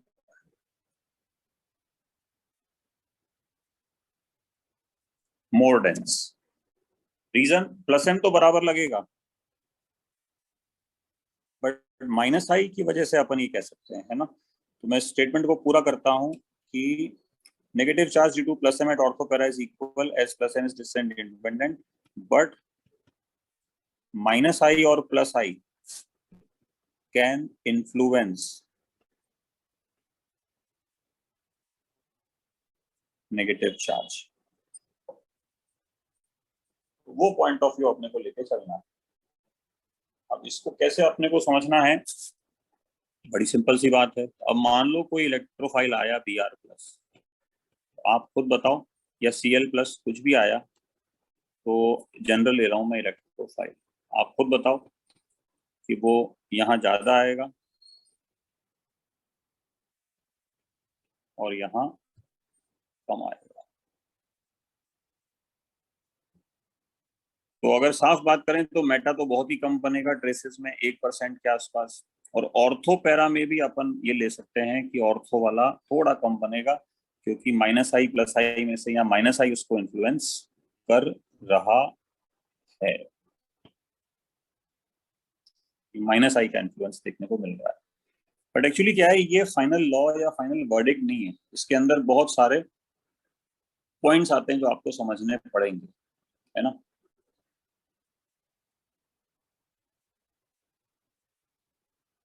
इसका आप उसको एक्सेप्शन ले लीजिए या कुछ और ले लीजिए, तो मैं लिखता हूँ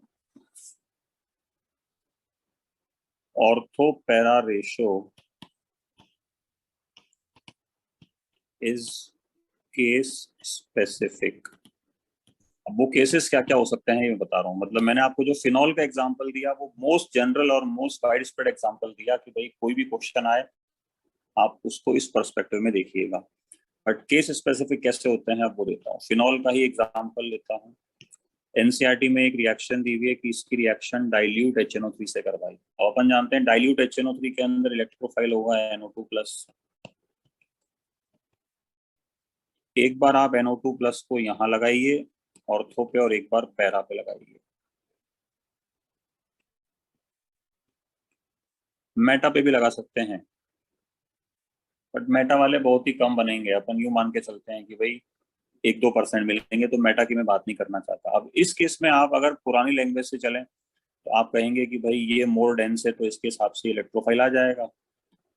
बिल्कुल सही बात है, बट यहाँ एक फैक्टर और काम कर रहा है और वो फैक्टर बहुत ज्यादा इम्पोर्टेंट है, ग्रीनिश फैक्टर है।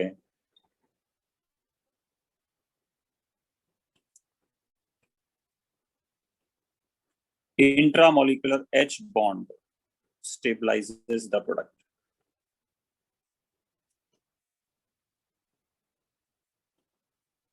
Intramolecular H bond stabilizes the species.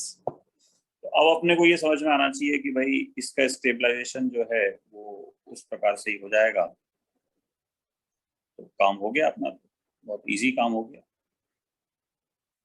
तो इस केस में अपन ये बोलेंगे कि ये मेजर प्रोडक्ट हो जाएगा। मैं लिख देता हूँ, ये मेजर हो जाएगा, ये माइनर हो जाएगा। मेटा वाले पे तो कोई डिस्कशन हो ही नहीं रहा, इसलिए कह रहा हूँ केस स्पेसिफिक होता है ना। और वो भी स्ट्रॉन्ग बॉन्ड्स होने चाहिए, ध्यान रखना। इंट्रामोलिकुलर H बॉन्ड अच्छे स्ट्रॉन्ग बॉन्ड्स होने चाहिए। एक दूसरा एग्जांपल लेता हूं। इस एग्जांपल को मैं कल के लेक्चर में या नेक्स्ट वीक के लेक्चर में खुद ही एक्सटेंड करूंगा। आप इस बात के लिए निश्चिंत रहिएगा, है ना। या इसको आज ही कर देता हूँ, इसको कल पे नहीं डालते हैं, क्योंकि ये तो कल भी रटना है और आज भी रटना है, तो इसके लिए मैच्योरिटी की जरूरत नहीं है।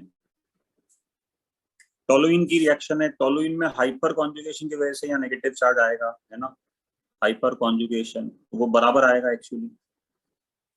अब हाइपर कॉन्जुगेशन के बाद प्लस आई भी लगता है, ये आपको ध्यान रखना है। तो प्लस आई ज्यादा इस पोजीशन पे लगेगा, तो अपन इसको अब कह सकते हैं कि दिस इज इलेक्ट्रॉन डेंस।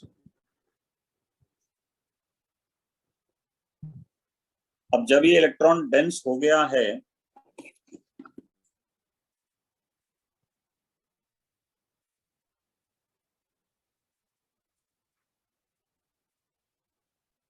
तो जैसे आपने इसकी रिएक्शन करवाई क्लोरीन AlCl3 के साथ, तो यहाँ क्लोरीन ज्यादा आएगा, यहाँ क्लोरीन कम आएगा। मेटा की तो बात ही छोड़ दीजिए, मेटा तो ट्रेसेस में बनता है ना। ये हो गया मेजर प्रोडक्ट। तो टोलुइन के केस में अपन कह सकते हैं कि हाँ भाई ठीक है, ये मेजर प्रोडक्ट बनेगा, कोई इशू नहीं है। मगर अब आप ऑर्गेनिक ही पढ़ने आए हो तो ऑर्गेनिक पढ़ो और मेरे अकॉर्डिंग पढ़ो। यही रिएक्शन जब आप ब्रोमीन के साथ लेते हो,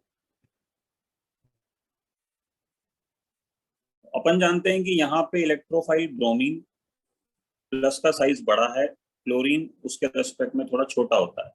ग्रुप में नीचे चल रहे हैं ना, तो इसका साइज बड़ा होने के कारण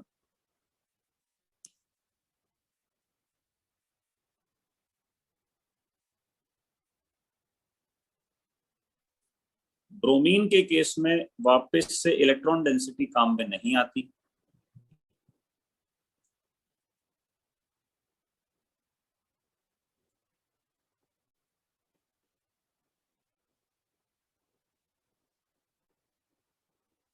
इस केस में ये मेजर प्रोडक्ट है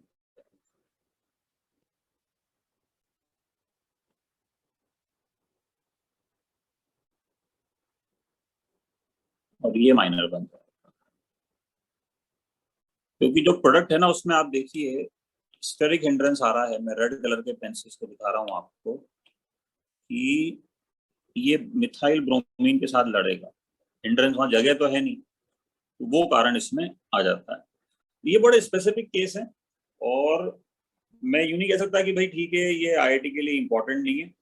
जिस तरह का पेपर हो रहा है ये एक एक चीज ध्यान में रख के चलनी है, क्योंकि आईआईटी इस लेवल पे क्वेश्चन पूछ रहा है। आप जनरलाइज करके और जनरल ट्रेंड करके अगर टाइम पास करके पढ़ना चाहो, भाई एक लेक्चर में 2 लेक्चर में अपन इसको कंप्लीट कर लें, तो उस पढ़ने का ही कोई फायदा नहीं है। स्पेसिफिक स्टेटमेंट दे रहा हूँ कि ना पढ़ो तो भी थोड़ा बहुत तो वहाँ आईआईटी में तो करके आओगे ही सही, और पढ़ो तो फिर पूरा ढंग से पढ़ो। तो अपन एक जनरल बात करते हैं। ऑर्थो पैरा रेशो में जब कभी भी एग्जांपल्स आते हैं, तो जैसे फिनॉल जैसे ग्रुप हो गए, फिनॉल जैसे का मेरा मतलब क्या हो गया, प्लस एम माइनस आई वाले ग्रुप हो गए।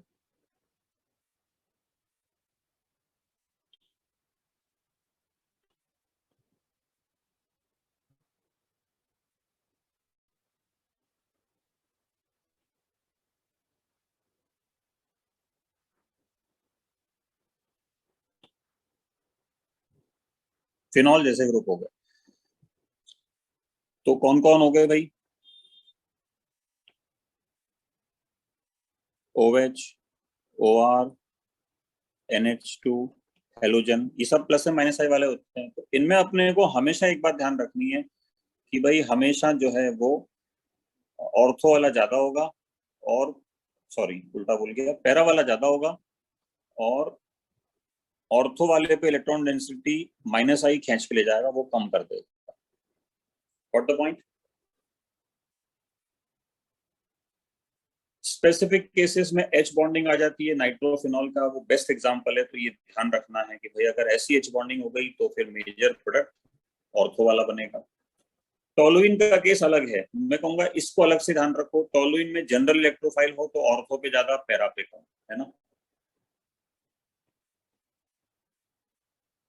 बट अगर ब्रोमीन आ जाए जिसका साइज बड़ा है, तो फिर अपन मान के चलते हैं कि भाई ठीक है, अब ये तो बड़ा टाइट मामला बैठ गया। तो इसमें ये याद करना पड़ेगा, मतलब इसमें हम भी एक्चुअली बहुत क्लियर कहें, मदद नहीं कर सकते या मदद नहीं करना चाहते।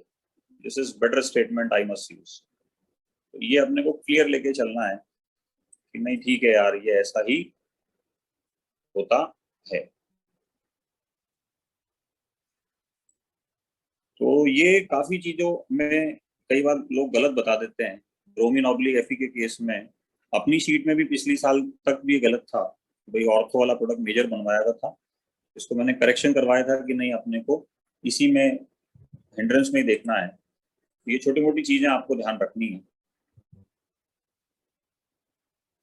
यहाँ तक कोई डाउट हो तो पूछो, वरना फिर इसको मैं आगे लेके चलूंगा। और वो जो बच्चा पूछ रहा था ना, वो पेज नंबर 10 पे उसको कोई इशू था, वो आई थिंक अब ऑटोमेटिक क्लियर हो गया। वो उसको बात समझ में आ गई होगी कि सर कहना क्या चाहते हैं। अभी भी क्लियर नहीं हुआ है तो you can raise the hand.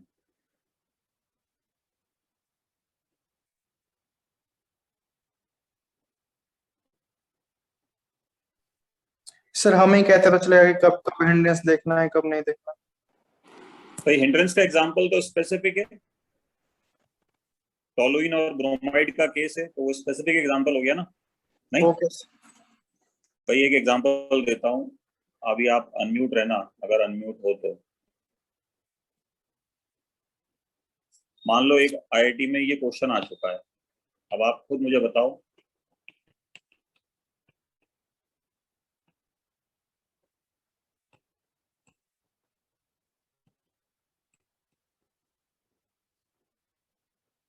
कि प्रोडक्ट 1 पे बनेगा, 2 पे बनेगा या 3 पे बनेगा। जिस बच्चे ने क्वेश्चन पूछा था वही जवाब देने की कोशिश करे। Let's decide and let's finalise.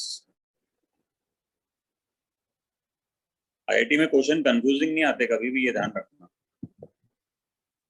ना। इंफॉर्मेटिव आते हैं, बड़ी अच्छी अच्छी बातें पूछता है। जैसे वो इसने पॉली एल्काइलेशन पूछा ना, म्यूट कर लिया आपने, चलो बताओ क्या जवाब दोगे?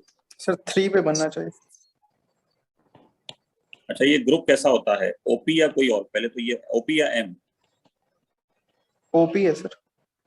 ओपी है तो एक बार तो 1 पे आना चाहिए या 3 पे आना चाहिए। अब इसमें क्या समस्या नजर आ रही है तुम्हें? सर तो ये तो हिंड्रेंस टाइप लग रहा है, बल्कि हिंड्रेंस, और छोटा मोटा नहीं है, कोई बहुत बड़ा हिंड्रेंस है मेरे हिसाब से।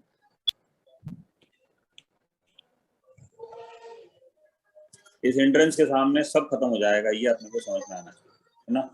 तो हिंड्रेंस के कारण ये हो जाएगा माइनर प्रोडक्ट। मेजर प्रोडक्ट कौन सा बनेगा?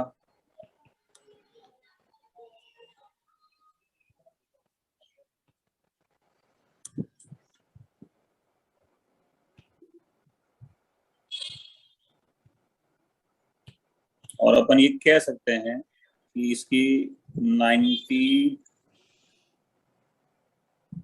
टेम्परेचर के हिसाब से चलता है, 97% ये रिपोर्टेड होता है। मतलब मैं और एग्जैक्ट कहूँ तो 91 से 97% इसकी रिपोर्टिंग है।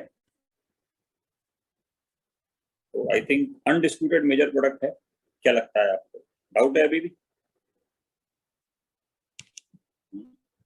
फिर म्यूट कर लिया, चलो कोई बात नहीं। हाँ विद्या निवास, तुम तो पोस्ट हो, पूछ सकते हो डायरेक्टली।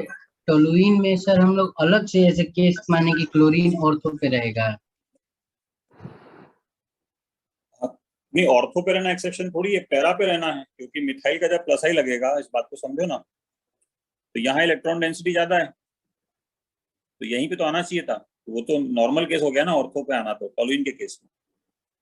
यस। नहीं आई बात समझ में? नहीं सर समझ लिया, हम तो गलत लिख दिए। ठीक है,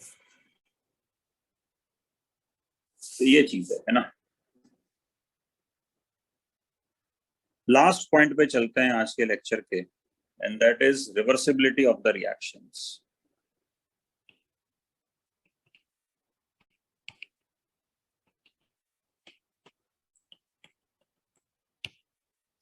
रिवर्सिबिलिटी दो जगह देखने को मिलती है, और वो है सल्फोनेशन। यहीं से रिलेटेड है आपके उस क्वेश्चन का जवाब जो मैंने आपको कहा था कि 1-2 लेक्चर रुक जाओ। उसमें 3 लेक्चर लग गए 1-2 के बजाय, आज तीसरा लेक्चर हो गया उसको। और एक है आयोडीनेशन। आयोडीनेशन रिवर्सिबल क्यों होता है, ये तो मैंने आपको बता दिया कि ये साइज के कारण होता है, बढ़िया लिविंग ग्रुप होता है इसलिए बाहर निकल जाता है। सल्फोनेशन भी बढ़िया लिविंग ग्रुप के कारण ही रिवर्सिबल होता है, बट ये अपने सिलेबस में बहुत जोरदार तरीके से है। उस इंफॉर्मेशन पे आता हूँ कि भाई क्यों ऐसा होता है। पहले सल्फोनेशन होता कैसे है वो देख लो आप। बेंजीन की रिएक्शन कंसंट्रेटेड H2SO4 या सिंपल H2SO4 या H2S2O7 या ओलियम से करवाएं, तो ये सब एक ही चीजें हैं, और आपको मालूम है इनमें इलेक्ट्रोफाइल होता है SO3। तो बस उस SO3 को आप बेंजीन पे सब्स्टिट्यूट कर दो, प्रोडक्ट के नाम पे आपको ये मिल जाएगा।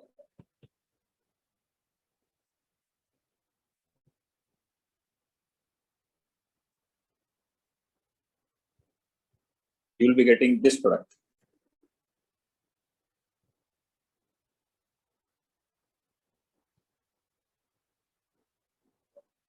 कैसे बना, कुछ बच्चों को डाउट आ रहा होगा कैसे बना, तो मैकेनिज्म लिख देता हूँ, कोई बहुत बड़ा खेल नहीं है, बट मैकेनिज्म लिखना मेरा पर्पस था नहीं।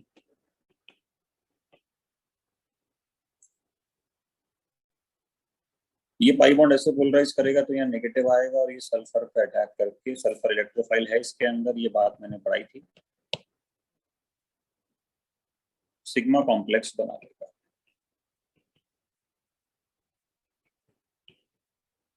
बस काम हो गया। इसको थोड़ा अच्छे से लिखना चाहिए था।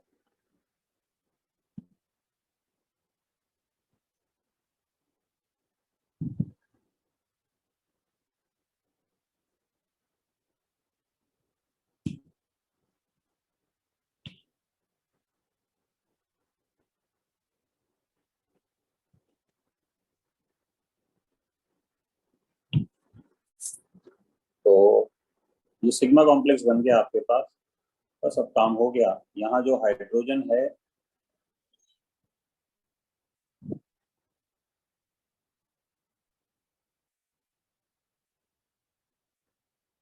उसको हटा के और सिंपल सल्फोनेशन आप करवा लो। आगे बढ़ने से पहले एक चीज इंफॉर्मेशन के तौर पे देता हूँ, बच्चे बड़े कंफ्यूज रहते हैं। बेंजीन के अंदर HNO3 विद H2SO4 हो तो नाइट्रेशन होगा। ये ऐसा नहीं है कंसंट्रेटेड H2SO4 लिखा हुआ तो आप सल्फोनेशन भी करवा लो। सल्फोनेशन तभी होगा जब सिर्फ कंसंट्रेटेड H2SO4 दिया हुआ है, मतलब HNO3 है तो सिर्फ नाइट्रेशन होगा। ये छोटा सा पॉइंट है जो ध्यान रखना है ना। This is information. अब मैं मुख्य बिंदु पे आता हूं कि ये रिवर्सिबल क्यों होता है। रिवर्सिबल का मतलब एग्जैक्टली क्या है, पहले तो मैं आपके लिए वो लिखता हूं। तो यहाँ तो मैंने बताया कि रिएक्शन फॉरवर्ड में ही हो रही है, ठीक है, और ये सल्फोनेशन है। दिस इज कॉल्ड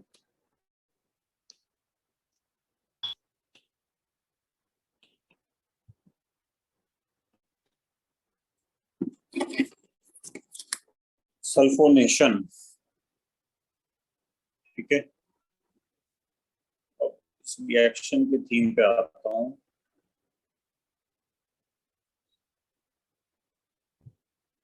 अगर आप कॉन्संट्रेटेड H2SO4 लोगे ना, तो कॉन्संट्रेटेड H2SO4 में क्या होता है बच्चों, SO3 खूब सारी होती है। लैब में भी आपने देखा होगा कि अपन पिपेट से निकालते हैं H2SO4 तो उसमें से धुआं उठ रहा होता है, वो धुआं SO3 गैस ही होती है एग्जैक्टली। वो SO3 गैस कुल मिला के आके बेंजीन में लग जाएगी, ये काम हो गया। This is called sulphonation. अगर आप डाइल्यूट H2SO4 लोगे तो डाइल्यूट H2SO4 तो आप ये मान के चलिए 99% वाटर होता है, 1% ही उसमें H2SO4 ड्रॉप करते हैं, 1% से भी कम करते हैं कई बार। उसमें क्या होता है कि फिर SO3 हटा के वापस से H लग जाता है, क्योंकि इसमें H+ ठीक ठाक मात्रा में होता है। दिस इज कॉल्ड डीसल्फोनेशन, मतलब अपन ने SO3H ग्रुप हटा दिया। अब ऐसा क्यों हो रहा है और ऐसा पहले क्यों नहीं हुआ? मेरा क्वेश्चन ध्यान से समझिएगा। ऐसा अभी क्यों हो रहा है और ऐसा पहले क्यों नहीं हुआ? कि भाई अपन ने ब्रोमिनेशन पढ़ा था, क्लोरिनेशन पढ़ा था, याद आ रहा होगा आपको, नाइट्रेशन पढ़ा था, ये सब रिवर्सिबल क्यों नहीं थे? फ्रीडल ग्राफ पढ़ी, वो भी रिवर्सिबल नहीं थी। तो इसका आंसर जो है ना बच्चों, वो इसकी ग्राफ पे चलता है।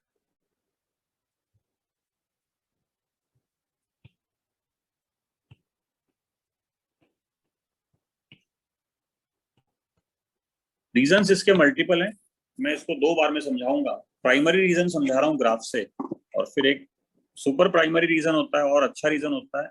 वो धीरे धीरे जैसे जैसे सब्जेक्ट आगे बढ़ेगा आपकी समझ में आता जाएगा। तब अपन इसका ग्राफ देखते हैं तो this is of course potential energy या डेल्टा जी, और ये रिएक्शन प्रोग्रेस। तो पहले मैं पिछले वाले ग्राफ बताता हूँ आपको। पिछले वाले जो ग्राफ हैं वो कुछ ऐसे आया करते थे, मतलब पहला पीक काफी बड़ा था, दूसरा पीक काफी छोटा था, उसमें डिफरेंस था। इसके ग्राफ में क्या होता है, ये एम शेप का ग्राफ आता है, दोनों पीक ऑलमोस्ट बराबर आते हैं। तो ये यहाँ पे तो अपने पास बेंजीन और ओलियम हो जाएगा, ओलियम मतलब SO3। ये टेंशन स्टेट 1, टेंशन स्टेट 2, और ये सल्फोनिक एसिड हो जाएगा। और यहाँ पे वो चीज है जिसको आप कहते हैं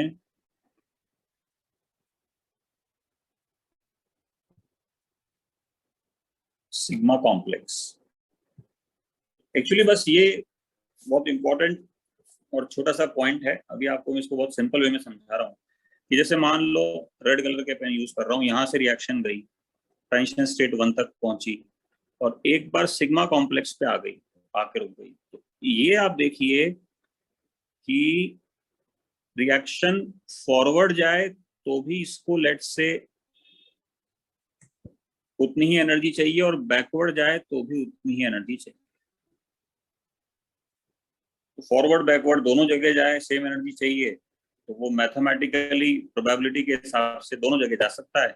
तो रिएक्शन एक्चुअली एनर्जेटिकली डिसाइड नहीं होती, ली शैलियर प्रिंसिपल से होगी कि अगर कंसंट्रेटेड H2SO4 यूज किया तो ये ज्यादा है। ली शैलियर प्रिंसिपल क्या होता है, जो ज्यादा होगा वो अपने हिसाब से रिएक्शन ले जाएगा। तो अगर कंसंट्रेटेड में SO3 ज्यादा होगा तो सल्फोनेशन हो गया, और डाइल्यूट में H+ ज्यादा होता है, इनफैक्ट SO3 है ही नहीं, तो इसलिए वो हटा के और रिएक्शन बैकवर्ड चले जाती है। ये इसके पीछे एक छोटा सा रीजन होता है। जबकि अभी तक जो अपन रिएक्शन पढ़ के आ रहे थे ना, normal aromatic substitution of electrophile में, उसमें ऐसा नहीं होगा। उसमें ऐसा क्यों नहीं होगा कि आपको मैं इस ग्राफ को थोड़ा और अच्छे से बनाता हूं।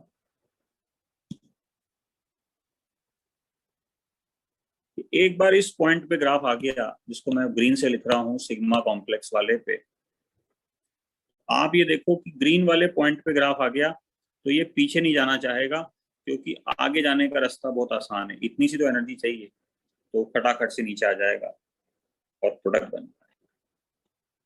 जबकि पीछे आने के लिए जो एनर्जी चाहिए वो काफी ज्यादा है। तो इसको अपन बोल सकते हैं कि भाई energy of activation for second reaction, और इसको अपन बोल सकते हैं एनर्जी ऑफ एक्टिवेशन -1 का मतलब रिवर्स रिएक्शन। ये दोनों बराबर हैं। जबकि यहाँ पे energy of activation for second reaction और energy of activation for inverse reaction में बहुत डिफरेंस है। ठीक है, तो ये है भाई अपने पास कंप्लीट एरोमेटिक इलेक्ट्रोफिलिक सब्स्टिट्यूशन। भाई इसमें क्या होता है, कैसे होता है, ये सारी चीजें जो हैं वो अपने को ऐसे ही करना है, ऐसे ही आनी चाहिए, है ना। अब अपन कल इसके अंदर डिस्कशन करेंगे और डिस्कशन के साथ साथ कुछ क्वेश्चंस भी मैं आपको करवाऊंगा और इस चैप्टर को फाइनलाइज करवाऊंगा। ठीक है, अब अपन इसमें करना क्या चाहते हैं वो मैं आपको बता देता हूँ।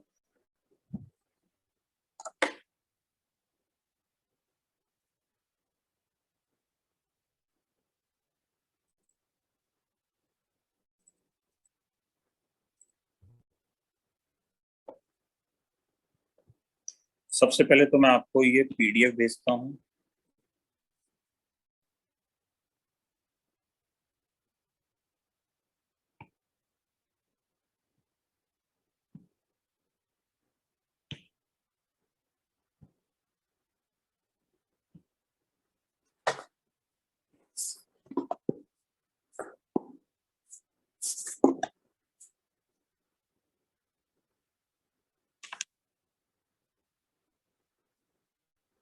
एक बार चेक कर लो PDF पहुंची है क्या आप लोगों के पास।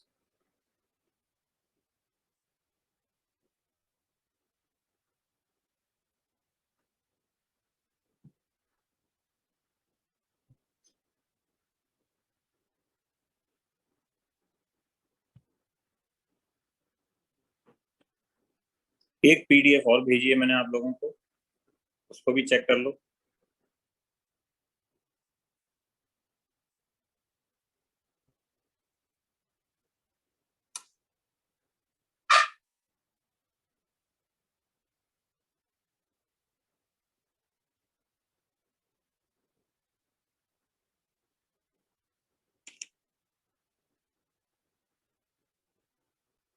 नहीं पहुंचा क्या अभी तक?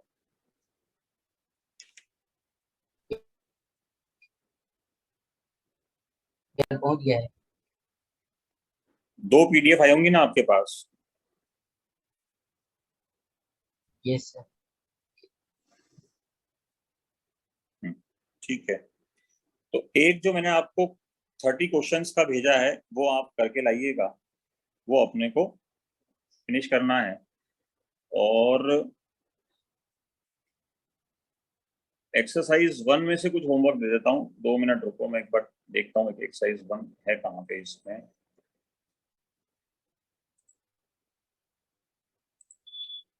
ORM 2 का एक्सरसाइज 1 मतलब ORM 2 की शीट है क्या आप लोगों के पास?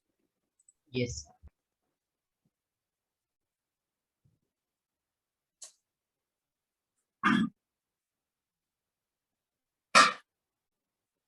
ORM 2 की शीट है मेरे पास, नहीं है एक्चुअली, मैं देख रहा हूँ। 2 मिनट रुको।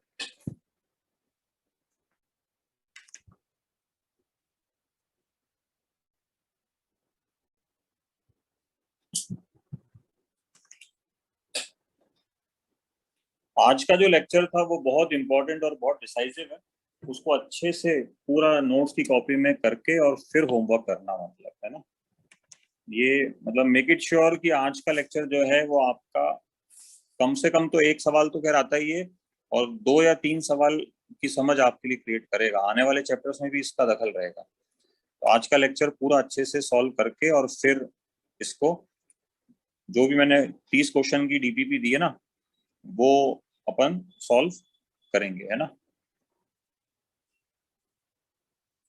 अब मेरे को 1 मिनट रुको, मैं ये देख रहा हूँ। क्वारंट 2 नहीं है इसमें, ठीक है, होमवर्क दे देता हूँ, बाद में मंगा लूंगा। ORM2 कहाँ है?